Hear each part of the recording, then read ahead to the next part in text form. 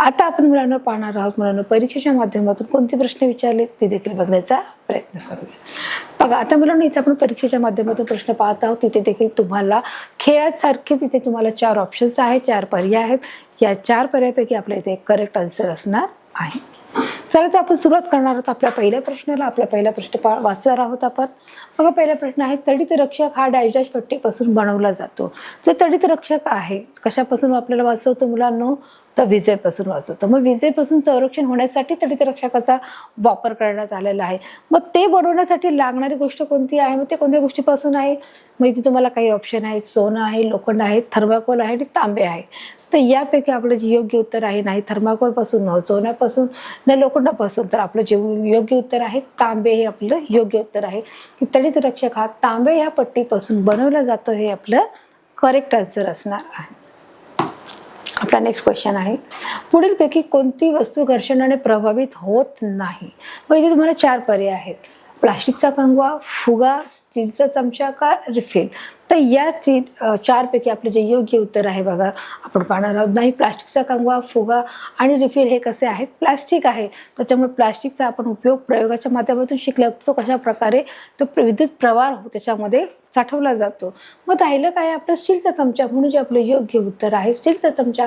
पुढील कोणती वस्तू घर्षणाने प्रभावित होत नाही, तर स्टीलचा चमचाने प्रभावित होत नाही. आपला नेक्स्ट क्वेश्चन आहे, घर्षणाने निर्माण झालेला प्रवाह याच ठिकाणी राहतो, त्यामुळे या विद्युत प्रवाहाला डॅश डॅश म्हटले जाते. बघा, त्याने घर्षणाची एक व्याख्या दिलेली आहे. मग यापैकी 4 पैकी आपलं योग्य उदाहरण काय आहे? उत्तर काय असणार? स्थितिक विद्युत, गतिज विद्युत, स्थिर विद्युत आणि प्रवाह. तर यापैकी आपलं जे योग्य उत्तर आहे, घर्षणाने निर्माण झालेला प्रवाह त्याच ठिकाणी राहतो, त्यामुळे त्या विद्युत प्रवाहाला काय म्हटलं जातं? स्थितिक विद्युत असे बोलले जाते. हे आपलं करेक्ट आन्सर असणार आहे. आपला नेक्स्ट क्वेश्चन आहे, घर्षणामुळे निर्माण होणाऱ्या विद्युत प्रवाहाला डॅश डॅश म्हटलं जातं. आता काय म्हटलं जात आहे? घर्षणामुळे निर्माण होणारे कोणतं आहे? मग तुम्हाला 4 पर्याय आहे, घर्षण विद्युत, घर्षण प्रभार, धन प्रभार का ऋण विद्युत प्रभार? तर यापैकी आपलं योग्य उत्तर नाही, धन प्रभार नाही, घर्षण प्रभार नाही, ऋण विद्युत प्रभार. तर आपलं जे योग्य उत्तर आहे, घर्षणामुळे निर्माण होणाऱ्या विद्युत प्रभाराला घर्षण विद्युत असे म्हटले जातं. कारण 2 पदार्थ जेव्हा एकमेकावर घासले जाते त्यावेळेस घर्षण प्रवाह निर्माण होतो, असं घर्षण विद्युत त्याला म्हटले जाते. आपला पुढचा प्रश्न आहे, डॅश डॅश मुळे प्रचंड प्रकाश, उष्णता आणि ध्वनी ऊर्जा निर्माण होत असतात. मग कशामुळे ध्वनी ऊर्जा निर्माण होते? प्रचंड जो प्रकाश पडतो, उष्णता पडते आणि ध्वनी ऊर्जा होते. मग 4 पैकी आपलं बघा कोणतं उत्तर असणार पाहणार आहोत. वीज पडणे, तडित रक्षक, वीज चमकणे का ढग आहे? तर या 4 पैकी जे आपलं योग्य उत्तर असणार आहे वीज चमकणे हे आपलं उत्तर असणार आहे. नाही वीज पडणे, नाही तडित रक्षक, नाही ढग, तर आपलं योग्य उत्तर आहे वीज चमकते. आणि म्हणून वीज चमकण्यामुळे काय होत आहे? प्रचंड प्रकाश पडतो आहे, उष्णता मिळते आणि ध्वनी ऊर्जा निर्माण होते. हे आपलं इथे करेक्ट आन्सर असणार आहे. आपला पुढचा प्रश्न आहे, विद्युत प्रभारित वस्तू ओळखण्यासाठी डॅश डॅश ही कसोटी वापरली जाते. जर आपल्याला विद्युत प्रभारित वस्तू आहे ती ओळखायची असेल तर आपण कशी ओळखणार? मग तुम्ही आकर्षणामुळे ओळखणार, घर्षणामुळे ओळखणार, निष्कर्षणामुळे ओळखणार का प्रतिकर्षणामुळे ओळखणार? तर यापैकी आपलं जे योग्य उत्तर आहे, विद्युत प्रभारित वस्तू जर ओळखायची असेल तर आपल्याला प्रतिकर्षण हे कसोटी वापरणं गरजेचं आहे. आपला पुढचा प्रश्न आहे मुलांनो, प्रत्येक अणू हा विद्युतदृष्ट्या डॅश डॅश असतो. जो प्रत्येक अणू आहे हा कसा असतो म्हणून विद्युतदृष्ट्या? मग धनप्रभारित आहे, उदासीनता आहे, ऋणप्रभारित आहे, किंवा धन किंवा ऋण आहे? आता या आपल्या ऑप्शनमध्ये धनप्रभारित, ऋणप्रभारित आणि धन किंवा ऋण हे सारखेच आहे, बरोबर आहे.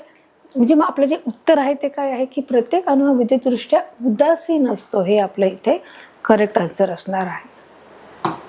आपला नेक्स्ट क्वेश्चन आहे, विजेच्या ऊर्जेमुळे हवेतील ऑक्सिजनचे डॅश डॅश मध्ये रूपांतर होते. जेव्हा वीज चमकते, जेव्हा वीज कडाडते, जेव्हा वीज पडते तेव्हा त्याच्या ऊर्जेमुळे हवेतील जो ऑक्सिजन आहे त्यांचं कोणत्या गोष्टीत रूपांतर होत आहे? मग तुम्हाला इथे 4 ऑप्शन आहेत, नायट्रोजन, ओझोन, नायट्रोजन डायऑक्साईड किंवा पाणी. तर या 4 पैकी आपलं योग्य उत्तर काय असणार आहे मुलांना? की विजेचे ऊर्जेमध्ये रूपांतर होत, हवेतील ऑक्सिजनचं रूपांतर कशात होत आहे? ओझोन या वायूमध्ये रूपांतर होत आहे. आपला नेक्स्ट क्वेश्चन आहे, विद्युत प्रभाराला धनप्रभार व ऋणप्रभार अशी नावे डॅश डॅश या शास्त्रज्ञाने दिली आहेत.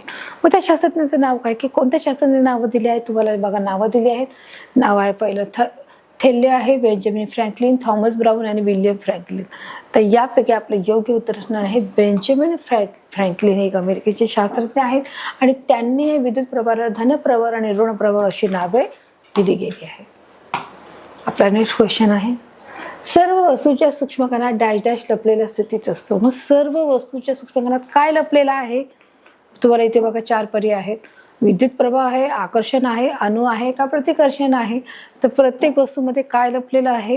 तर साहजिकच आहे विद्युत प्रवाह आहे, नाही आकर्षण आहे, नाही अणु, नाही प्रतिकर्षण आहे आणि म्हणून त्याला काय म्हटलं आहे? विद्युत प्रवाह. म्हणून सर्व वस्तूच्या सूक्ष्म कणात विद्युत प्रवाह लपलेला स्थितीत होतं. हे आपलं इथे उत्तर असणार आहे. तर अशा प्रकारे मुलांना आपण इथे 10चे 10 प्रश्नांची उत्तर इथे घेतलेली आहेत. आपण परीक्षेच्या मार्फत सराव, खेळ, परीक्षा प्रश्नोत्तर आपल्याला झालेले आहेत. आता आपण पाहणार आहोत प्रश्नोत्तराच्या माध्यमातून काही लघुत्तरी प्रश्न आणि काही दीर्घोत्तरी प्रश्न. ती कोणती प्रश्न आहेत ते देखील बघण्याचा आपण प्रयत्न करणार आहोत. चला तर मुलांना आपण सुरुवात करणार आहोत. आपल्या प्रश्नोत्तराला आपण पाहणार आहोत. आपला जो पहिला प्रश्न आपण पाहणार आहोत. बघा आता तिथे दिला आहे. पहिला प्रश्न आपला आहे, प्रत्येक अणु हा विद्युतदृष्ट्या उदासीन असतो, कारण सांगा. की जो प्रत्येक जो अणु आहे तो उदासीन का आहे? त्याची कारण आपण इथे पाहणार आहोत की त्याचं कारण काय आहे. प्रत्येक अणु हा स्थिर असा धनप्रभारित भाग व चल असा ऋण प्रभारित भागाने बनलेला असतो. आता त्यांनी इथे बघा काय दिलेलं आहे की जो प्रत्येक अणु आहे हा स्थिर असा आहे. तो स्थिर असल्यामुळे तो कसा आहे? धनप्रभारित आहे, भाग आहे व चल असा हा ऋण प्रभारित आहे. जो अणु आहे तो जो स्थिर असल्यामुळे तो कसा आहे? स्थिर असल्यामुळे तो धनप्रभारित आहे व चल हा कसा आहे? ऋण प्रभारित व भागाने बनलेला असतो. हे दोन्ही प्रभार संतुलित असल्यामुळे, त्या दोघांचेही प्रमाण सारखे असल्यामुळे, संतुलित म्हणजे काय आहे? सारख्या प्रमाणात आहे. म्हणजे काय की जे धन आहे आणि ऋण आहे दोन्ही कसे आहेत? समप्रमाणात आहेत आणि दर समप्रमाणात असल्यामुळे अणु हा विद्युतदृष्ट्या कसा असतो?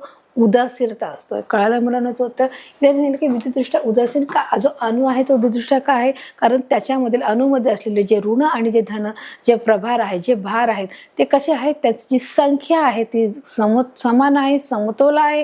त्याच्यामध्ये समानता असल्यामुळे त्याचे जे अणु आणि रेणू आहेत ते कसे आहेत? उदासीन दिसून येत आहेत. बघा प्रत्येक अणु हा स्थिर असा धनप्रभारित भाग आहे व चल असा ऋण प्रभारित भागाने बनलेला असतो व त्याच्यामुळे दोन्ही प्रभार संतुलित असल्यामुळे त्या दोघांमध्ये अणु हे कसे आहेत? उदासीन आहे. आपले इथे उत्तर असणार आहे.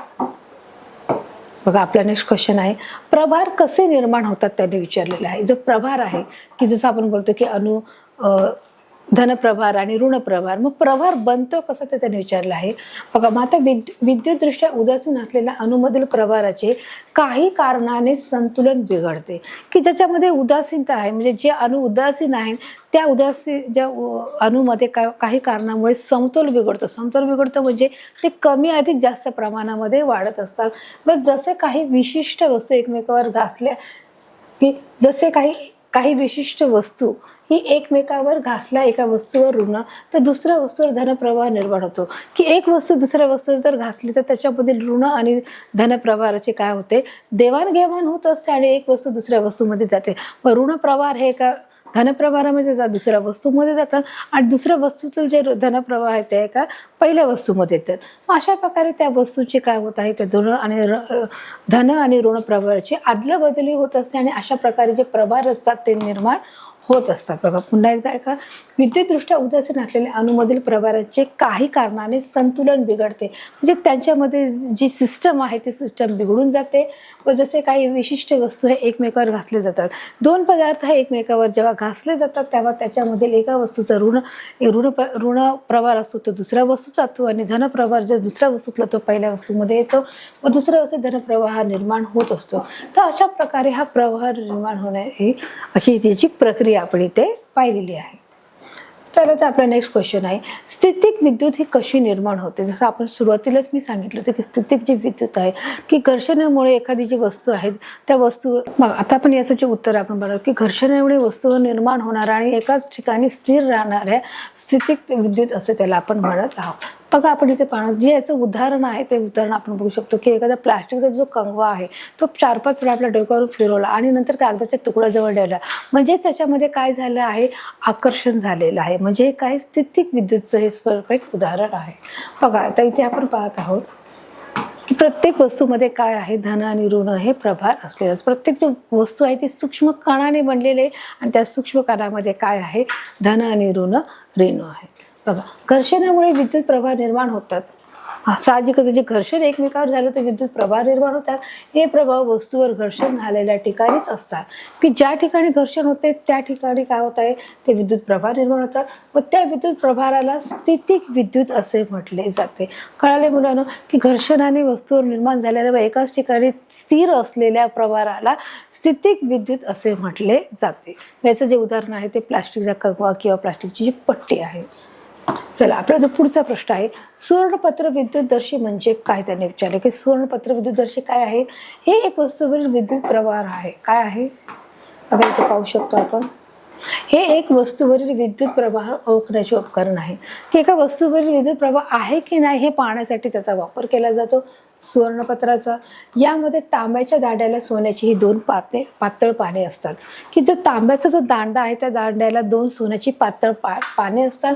या उपकरणाने अत्यंत सूक्ष्म प्रवाहही ओळखला जातो आणि याचा जो उपयोग आहे, या जो उपकरणाने अत्यंत सूक्ष्म प्रवाहही ओळखला जातो, की बारीक जो प्रभाव आहे तो देखील या पात्रामध्ये किंवा या सुवर्णपत्राच्या द्वारे विद्युत प्रवाहाच्या द्वारे ओळखला जातो. तर अशा प्रकारे सुवर्णपत्र विद्युतदर्शी म्हणजे काय हे आपण इथे प्रकट केलेलं आहे, की एका वस्तूचा विद्युत प्रवाह ओळखण्यासाठी, ते एखाद्या वस्तूमध्ये विद्युत प्रवाह आहे की नाही हे ओळखण्यासाठी सुवर्णपत्राचा वापर केला जातो. आणि याची जी पद्धत आहे त्यांनी सांगितले, की तांब्याच्या दांड्याला 2 पातळ सोन्याची पाने लावलेली असतात. या उपकरणाने अत्यंत सूक्ष्म प्रवाह आहे की नाही हे ओळखला जातो. आपला नेक्स्ट क्वेश्चन आहे, वातावरणातील विद्युत प्रवाहाची जलद उदाहरणे सांगा. म्हणजे 2 उदाहरणं सांगायची. वातावरणामध्ये जो बदल घडत आहे, त्याचप्रमाणे जसं काही ढगामध्ये वातावरण होत आहे किंवा वीज पडणे आहे, वीज चमकणे आहे, ढगांचा गडगडाट होणे आहे, म्हणजेच ही काय आहे, वातावरणातील विद्युत प्रवाहाची उदाहरणं आपण इथे पाहत आहोत. बघा, आकाशातील ढग, मेघगर्जना, विजा चमकणे, विजा पडणे हे सर्व वातावरणात असणारे विद्युत प्रवाह आहे. तशा प्रकारे वातावरणातील विद्युत प्रवाहाची उदाहरणं देखील इथे आपण सांगितलेली आहेत. आपला नेक्स्ट क्वेश्चन आहे, वीज पडणे यातील विज्ञान काय आहे. जर एखाद्या ठिकाणी वीज पडते, यामध्ये विज्ञान काय आहे, की जेव्हा वीज पडत असते तेव्हा आकाशातील जी वीज आहे आणि जी इमारत आहे एकमेकाकडे या आकर्षिल्या जात असतात आणि त्याच्यामध्ये जो संबंध आहे, धन ऋणाचा जो संबंध आहे, सूक्ष्म कणांचा ते एकमेकाकडे आकर्षण केलं जातं. बघा, आता त्यांनी दिलं आहे विद्युत प्रभाराचे जे ढग आहेत,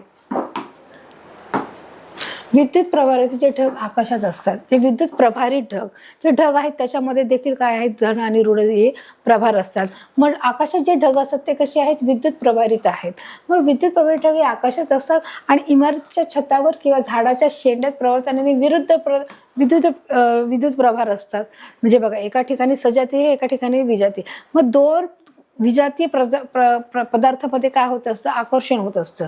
मग ढगामध्ये विद्युत प्रभारित आहे ढग, त्याचप्रमाणे इमारतीच्या छतावर किंवा झाडाच्या शेंड्याला देखील काय आहे, विरुद्ध विद्युत प्रवाह निर्माण होतो व ढग व इमारत यांच्यामध्ये आकर्षणामुळे ढगातील प्रभार हे एकमेकाकडे प्रवाहित होतात आणि यालाच वीज पडणे असे म्हणतात. समजलं मुलांना? अगदी सोपं आहे, काहीच कठीण नाही समजण्यासाठी. पुन्हा एकदा मी तुमच्यासाठी वाचते. बघा, इथे दिलं आहे विद्युत प्रभारी ढग हे आकाशामध्ये असतात. त्याचप्रमाणे इमारतीच्या छतावर म्हणा किंवा झाडाच्या शेंड्यावर म्हणा हे विरुद्ध विद्युत प्रवाह असतात, निर्माण होत असतात व ढग व इमारत यांच्यामध्ये आकर्षणामुळे, मग ढग आणि इमारत किंवा झाडाचा शेंडा यांच्यामध्ये आकर्षणामुळे ढगातील जो प्रभार आहे हा इमारतीकडे काय केला जातो, प्रवाहित होतो. मग ढगातली जी वीज आहे ती इमारतीकडे किंवा झाडाच्या शेंड्याला आकर्षित करतात, यालाच वीज पडणे असं देखील म्हणतात. अगदी सोपं आहे. कळालं मुलांना? वीज पडणे म्हणजे काय, याच्यामध्ये विज्ञान काय आहे, याच्यामध्ये खूप मोठं सायन्स आहे आणि सायन्स खूप गुंतागुंतीचा आहे. आपला नेक्स्ट क्वेश्चन आहे, तडित रक्षक कशाच म्हणतात. तडित रक्षक कशाच म्हणतात हे तुम्हाला माहित आहे, की विजेपासून संरक्षण मिळवण्यासाठी तडित रक्षकाचा आपल्याला वापर करता येतो. बघा, आता त्यांनी दिलं आहे, ढगातून पडणाऱ्या विजेच्या अपघातापासून बचाव करण्यासाठी जे उपकरण वापरतात त्याला तडित रक्षक म्हणतात. जसं मी तुम्हाला आत्ताच सांगितलं, की जे ढगातून पडणारी जी वीज आहे त्या विजेपासून आपल्याला संरक्षण मिळावं यासाठी आपल्याला या उपकरणाचा वापर करणं गरजेचं आहे आणि त्यामुळे आपण त्याचा वापर करतो. जर वीज आपल्या अंगावर पडते किंवा एखाद्या शेतावर, एखाद्या झाडावर पडते तर साहजिकच तिथे आग लागते, त्या झाडाचं, त्या शेताचं नुकसान होत आहे. जर ते एखाद्या माणसावर पडते तर त्या माणसाचा मृत्यू देखील होत आहे आणि म्हणून त्याच्यापासून संरक्षण मिळवण्यासाठी तडित रक्षक उपकरण हे काढलेलं आहे, की जेणेकरून प्रत्येकालाही सुरक्षितता मिळणं गरजेचं आहे. मग ते झाड असो, ते शेत असू दे किंवा मनुष्य असो. अशा प्रकारे आपण याचं उत्तर इथे दिलेलं आहे. आता त्याने बघा पुढचा प्रश्न विचारलाय, तडित रक्षकामध्ये वीज जमिनीत पसरण्यासाठी काय व्यवस्था केली जाते? जर जमिनीमध्ये बघा आपला पुढचा प्रश्न आहे, तडित रक्षकामध्ये वीज जमिनीत पसरण्यासाठी काय व्यवस्था केली जाते? की जर तडित रक्षकाच्या वीज जमिनीमध्ये पुरण्यासाठी कोणकोणत्या साधनांचा वापर केला जातो? मग त्याच्यामध्ये कोळसा आहे, मीठ आहे, पाणी आहे, जो बिडाचा पत्रा आहे की जो जमिनीमध्ये खोल रोखण्यासाठी, आणि त्याच्यामध्ये जो खड्डा तयार केला जातो त्याच्यामध्ये पाणी टाकून त्याच्यामध्ये एक पत्रा तिथे उभा केला जातो, आणि जेणेकरून ती अशा प्रकारची व्यवस्था इथे केली जाते. बघा आता इथे त्यांनी सांगितले की जमिनीत कोळसा व मीठ आणि बिडाचा पत्रा एका खड्ड्यात ठेवला जातो. काय काय काय ठेवला जातो बघा इथे त्यांनी सांगितलं आहे, जमिनीत कोळसा व मीठ, कोळसा, मीठ व बिडाचा पत्रा, ह्या 3 गोष्टी आल्या. हे कुठे ठेवल्या जातात? खड्ड्यात ठेवला जातो. आणि त्याच्यामध्ये जो चौथा घटक आहे तो पाणी आहे. पाणी टाकण्याची जी सोय असते कुठे? त्या खड्ड्यामध्ये, आणि त्यामुळे वीज ही चटकन जमिनीत पसरली जाते, आणि त्याच्यामुळे ती तांब्याच्या पत्रामुळे वीज ही आकर्षिली जाते, आणि ती त्याच्याकडे आल्यामुळे ती पटकन ती जमिनीमध्ये देखील पसरली जाते, जेणेकरून कोणाचंही नुकसान होऊ नये. या दृष्टिकोनातून अशा प्रकारे ते उपकरण तयार केलं गेलं आहे की जेणेकरून ते तडित रक्षक हे जे उपकरण आहे प्रत्येकांसाठी देखील सुरक्षिततेचा म्हणून वापर केला जात आहे. तर अशा प्रकारे त्याची व्यवस्था केली जात आहे. जमिनीत कोळसा व मीठ व बिडाचा पत्रा आहे एका खड्ड्यात ठेवून त्याच्यावरती पाणी टाकण्याची व्यवस्था केली जाते की ज्यामुळे वीज ही चटकन मातीत पसरली जाते, आणि मातीत पसरल्यामुळे ती कोणालाही हानी होत नाही. आपला नेक्स्ट क्वेश्चन आहे, स्थितिक विद्युत प्रभाराची वैशिष्ट्ये कोणती आहे? जर स्थितिक विद्युत प्रभार आहे मग त्याची वैशिष्ट्ये कोणती आहे? बघा, स्थितिक विद्युत काही वेळासाठीच त्याचा वापर केला जातो, म्हणजे थोड्या वेळासाठी असते, ती अल्प कालावधीसाठी असते, बरोबर आहे. त्याचप्रमाणे हे जे पहिलं उदाहरण आहे, स्थितिक विद्युत ही काही वेळासाठी निर्माण करता येते की थोडा वेळ त्याचा जो कालावधी आहे थोड्या वेळासाठी असतो. दुसरं आहे स्थितिक विद्युत म्हणजे प्रभार दमट ओलसर हवेत शोषला जातो. जे स्थितिक विद्युत आहे ते कसे दमट व ओलसर हवेमध्ये देखील त्याचं शोषण केलं जातं किंवा ते शोषले जातात. जी विद्युत आहे हिवाळ्यात व कोरड्या हवेत देखील ते जास्त वेळ टिकतात, आणि विशेष करून ते हिवाळ्यामध्ये आणि कोरड्या हवेमध्ये, की हिवाळा आणि कोरड्यामध्ये हवेत ते जास्त वेळ टिकवले जातात. अशा प्रकारची ही 3 प्रकारची वैशिष्ट्ये आपल्याला आढळून येत आहेत. स्थितिक विद्युत ही काही वेळासाठी ही निर्माण करता येते, आणि त्याचप्रमाणे ती ओलसर आणि दमट या भागातून ती शोषली जाते. ओलसर हवेत ती शोषली जाते, हिवाळ्यात आणि कोरड्या हवेत ती जास्तीत जास्त वेळ टिकवली जाते. हे आपलं उदाहरण आहे. जो आपला नेक्स्ट क्वेश्चन आहे, तडित रक्षकामध्ये वापरल्या जाणाऱ्या वस्तू ह्या कोणत्या आहेत? जसं मी सांगितलं, तडित रक्षकामध्ये वापरल्या जाणाऱ्या वस्तू कोळसा आहे, मीठ आहे, बिडाचा पत्रा आहे, आणि त्याचप्रमाणे पाण्याचा वापर केला जातो. बघा आता इथे पुन्हा दिला आहे, तडित रक्षकामध्ये तांब्याची लांब पट्टी असते, त्याचप्रमाणे बिडाचा जाड पत्रा आहे, कोळसा आहे, मीठ आहे, पाणी आहे, या साधनांचा वापर केला जातो. की त्याच्यामध्ये तांब्याचा हा प्रथम वापर आहे, नंतर त्याचप्रमाणे तांब्याची लांब पट्टी आहे, बिडाचा पत्रा आहे, कोळसा आहे, मीठ आहे आणि पाणी आहे, या 4ही गोष्टींचा त्याच्यामध्ये वापर केला जातो. तडित रक्षकामध्ये वापरल्या जाणाऱ्या या सर्व वस्तू इथे आपण पाहिलेल्या आहेत. तर अशा प्रकारे मुलांना आज आपण या पाठाच्या मध्ये असणारे सराव फेर परीक्षा प्रश्न उत्तर आपण घेतलेले आहेत. आपला हा पाठ संपूर्ण झालेला आहे. याची प्रश्नाची उत्तरे देखील मी तुम्हाला सोपे भाषेत समजून सांगितलेले आहे, स्पष्टीकरणासकट सांगितलेले आहे. तर अशा प्रकारे या पाठाच्या माध्यमातून येणारे हर एक जे घटक आहेत ते देखील सर्व टॉपिक आपण हे कव्हर केलेले आहे. चित्रकरणाच्या माध्यमातून आणि स्पष्टीकरणाच्या माध्यमातून मी तुम्हाला अगदी सोप्या भाषेत सांगितलेले आहेत. या पाठाच्या माध्यमातून आलेले जे प्रश्न उत्तर आहे, सराव फेर परीक्षा प्रश्न उत्तर हे देखील आपण सोप्या भाषेत घेतलेले आहेत. ते तुम्हाला समजले आहे. मला खात्री आहे भेटूया एका नवीन पाठाकडे, एका नवीन भागामध्ये. तोपर्यंत धन्यवाद.